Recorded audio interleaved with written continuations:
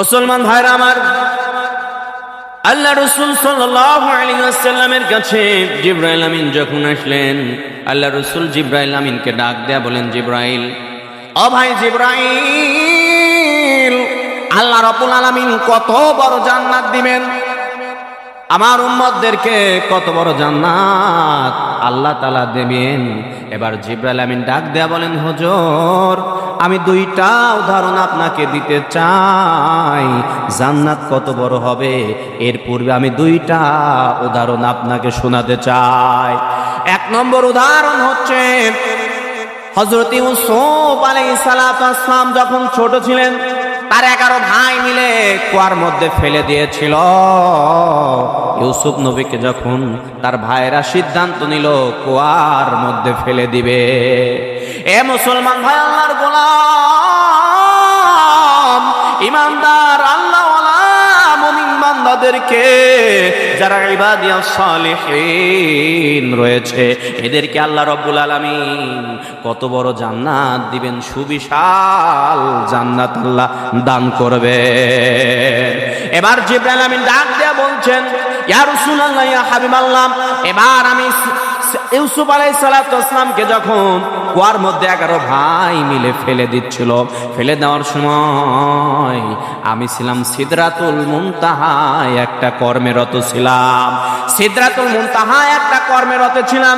যখন আপনার ওই ইউসুফের ভাই যখন 11 ভাই মিলে ওই কুয়ার মধ্যে ফেলে দিতে লাগলো, যখন অলরেডি ফেলে দিয়েছে, আল্লাহ তাআলা অর্ডার দিল, জিবরাইল, ইউসুফকে উদ্ধার করতে হবে। আমি তখন আমার এই 600 ডানা মিলে এক ঝাপটা মেরে মুহূর্তের মধ্যে আমি ওই কুয়ার মধ্যে একটা পলক বিছিয়ে দিলাম। আমি পলক বিছিয়ে দেওয়ার পর তখনও ইউসুফ নবীর পা আপনার পলকের পর পরে নাই। জোরে কোন সুবহানাল্লাহ। তাহলে কত দ্রুত জিবরাইল আলাইহিস সালাতু ওয়াস সালাম চলাফেরা করতে পারে, কত দ্রুত এক জায়গা থেকে আরেক জায়গা যেতে পারে। একটা কুয়ার মধ্যে মানুষ পড়লে, একটা কুয়ার মধ্যে কিছু ফেলে দিলে 1 থেকে 2 সেকেন্ড সময় লাগবে, কথা বলেন ঠিক কিনা? আর জিবরাইল আমিন সিদরাতুল মুনতাহা থেকে পলকের মধ্যে চলে এসে কুয়ার মধ্যে যখন ডানা বিছিয়ে দিল, তখন ইউসুফ নবীর পা আপনার জিবরাইলের ডানার উপরে পড়ে নাই। তাহলে কত দ্রুত জিবরাইল আলাইহিস সালাতু ওয়াস সালাম সিদরাতুল মুনতাহা থেকে আপনার দুনিয়াতে আসলেন। সুবহানাল্লাহ, সুবহানাল্লাহ। তাহলে গতি কি মাপা সম্ভব? গতি মাপা সম্ভব না। জিবরাইল আমিন ডাক দেয়া বলেন, ইয়া রাসূলুল্লাহ, ইয়া হাবিবাল্লাহ, আমাদের গতি মাপা সম্ভব নয়। এরপরে জিবরাইল আমিন ডাক দিয়ে বললেন, তাহলে আমি কি দ্রুত যাই আপনাকে দেখাতে চাই। এরপরে জিবরাইল আমিন ওখান থেকে চলে গেলেন। চলে যাওয়ার পর আল্লাহ রাসূল যখন আকাশে তাকালেন, আকাশটা ছিল ফর্সা। কিছুক্ষণ পরে আকাশটা কালো, ঘন কালো হয়ে গেল। এরপরে কিছুক্ষণ পরে ফর্সা হয়ে গেল। জিবরাইল আমিন আবার আল্লাহ রাসূলের কাছে এসে ডাক দেয়া বলছেন, ইয়া রাসূলুল্লাহ, ইয়া হাবিবাল্লাহ, আপনি কি কিছু দেখতে পেয়েছেন? আল্লাহ রাসূল বললেন, না তো কিছু দেখতে পাই নাই। জিবরাইল আমিন ডাক দেয়া বললেন, ইয়া রাসূলুল্লাহ, ইয়া হাবিবাল্লাহ, এই যে ফর্সা আকাশ দেখা যাচ্ছে, কিছুক্ষণ পূর্বে কি কালো হয়েছিল? আল্লাহ রাসূল বললেন, হ্যাঁ, কিছুক্ষণ পূর্বে গোটা আকাশ কালো হয়েছিল। আল্লাহ রাসূলকে জিবরাইল আমিন ডাক দেয়া বলেন, ইয়া রাসূলুল্লাহ, ইয়া হাবিবাল্লাহ, হুজুর, আকাশ তো কখনো কালো ছিল না। আমার একটি ডানা আকাশের সামনে ধরেছিলাম, গোটা আকাশ বিস্তার লাভ করলো, গোটা আকাশ ঢেকে গিয়েছিল, এই জন্যই তো কালো দেখা গিয়েছিল। তাহলে আমার একটা ডানা ধরলে গোটা আকাশ যদি ঢেকে যায়, আল্লাহ রাব্বুল আলামিন এইরকম একটা নয়, দুইটা নয়, আল্লাহ রাব্বুল আলামিন 600 ডানা আমাকে দিয়েছেন। সুবহানাল্লাহ। তাহলে জিবরাইল আমিনের ডানা কত বড়? একটা ডানা আকাশের সামনে ধরলে গোটা আকাশ আপনার পুরাপুরি পরিপূর্ণ হয়ে যায়। এক ডানায় আকাশ পরিপূর্ণ হয়। সেই জিবরাইল আমিনের ডানা কত? 600। জোরে বলেন কত? 600 ডানা। সোনার মুসলমান ভাইয়ের আমার, আল্লাহ রাসূলকে এই দুইটা উদাহরণ শোনানোর পরে জিবরাইল আমিন ডাক দেয়া বলছেন, ইয়া রাসূলুল্লাহ, ইয়া হাবিবাল্লাহ, হুজুর আমি আল্লাহকে একদিন ডাক দেয়া বললাম, ওগো আল্লাহ, আপনার ইবাদিয়াস সালিহিন নেককার বান্দা যারা রয়েছে এদেরকে আপনি জান্নাত দান করবেন, কত বড় জান্নাত দিবেন, কত বড় জান্নাত দিবেন। আমার আল্লাহ ডাক দেয়া বলেন, জিবরাইল তুমি আমার বান্দার জান্নাত ঘুরে শেষ করতে পারবে না, শেষ করতে পারবে না। জিবরাইল আমিন ডাক দেয়া বলেন, আল্লাহ তারপরে আমি একটু দেখতে চাই কত বড় জান্নাত তুমি তোমার বান্দার জন্য বানিয়েছো। আল্লাহকে এই কথা বলে অনুমতি নিয়া, আমার আল্লাহর কাছে অনুমতি নেয়া জিবরাইল আমিন যখন 600 ডানা, জোরে বলেন কয় শত ডানা? 600 ডানা।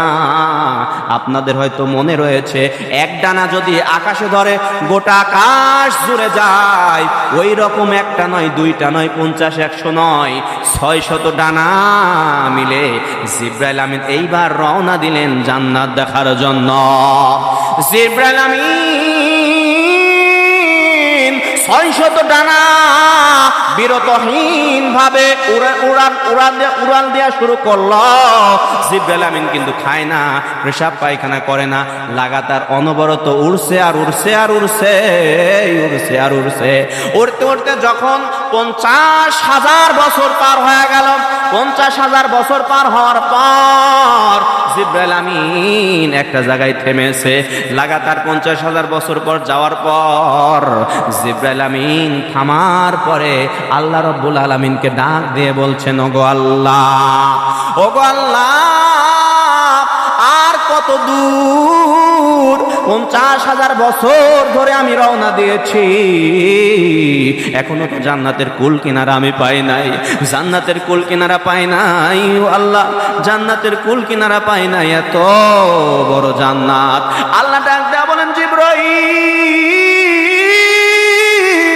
তুমি 50,000 বছর উড়াল দেওয়ার পর তুমি কয়টা খুঁটি অতিক্রম করেছ? জিবরাইল আমিন ডাক দেয়া বলেন, ইয়া আল্লাহ, ওগো মালিক, আমি এই 50,000 বছর পর উড়ার পর মাত্র 2টা খুঁটি আমি পেয়েছি। আল্লাহ ডাক দেয়া বলেন, জিবরাইল আমার নেককার বান্দার জন্য, আমার জান্নাতি বান্দার জন্য এর চাইতে আরো অনেক খুঁটি রয়েছে, হাজার হাজার খুঁটি রয়েছে।